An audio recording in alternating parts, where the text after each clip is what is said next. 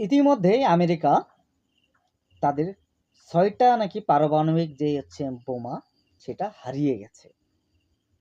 ভাই এটা কোন ধরনের নাটক আমি বুঝলাম না।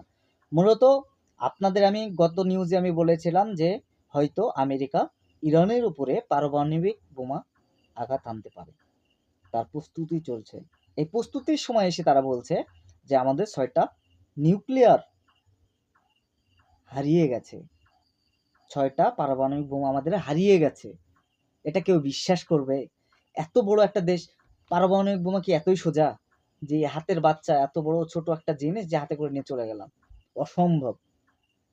আমেরিকা মূলত এই হারানো একটা ফেক নিউজ চালিয়ে সরাসরি ইরানের উপর আঘাত আনতে চলেছে। এটাই। ইতিমধ্যে একটা খুশির খবর আছে, ইরানও বলে দিয়েছে আমাদের কাছেও পারমাণবিক অস্ত্র তৈরি হয়ে গেছে।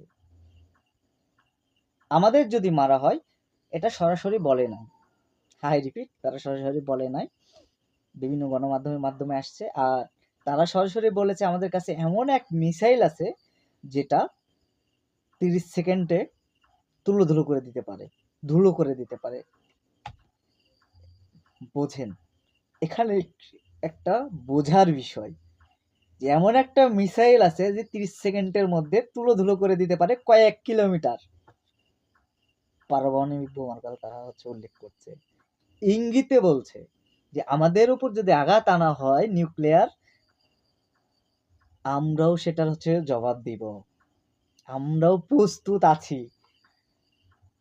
এটা মূলত খুশির সংবাদ। কেউ মানুক বা না মানুক, আমি 100% শিওর যে অলরেডি তারা 11টার মতো পারমাণবিক বোমা তৈরি করে ফেলেছে ইরান।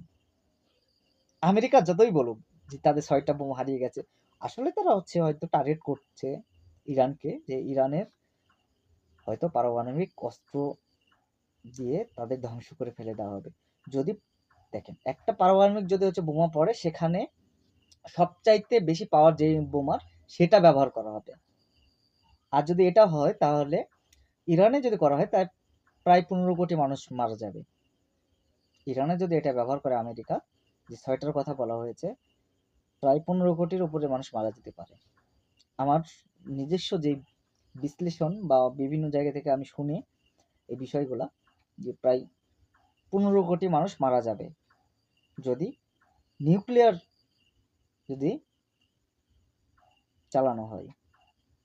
পারমাণবিক অস্ত্র খুবই ভয়ঙ্কর ভাই, এটা খুবই ভয়ঙ্কর। সবাই ভালো থাকবেন, সুস্থ থাকবেন, আর অবশ্যই ব্রেকিং নিউজ পেতে অবশ্যই চ্যানেলটি সাবস্ক্রাইব করে রাখবেন, কেননা আমরা সিসিটিভি ক্যামেরা দেখে দেখে নিউজগুলো কনফার্ম করি।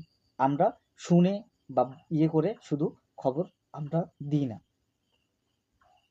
এই জন্য অবশ্যই আমার চ্যানেলটা সাবস্ক্রাইব করবেন এবং কমেন্ট করবেন নিয়মিত। সবাইকে ধন্যবাদ, ভালো থাকবেন।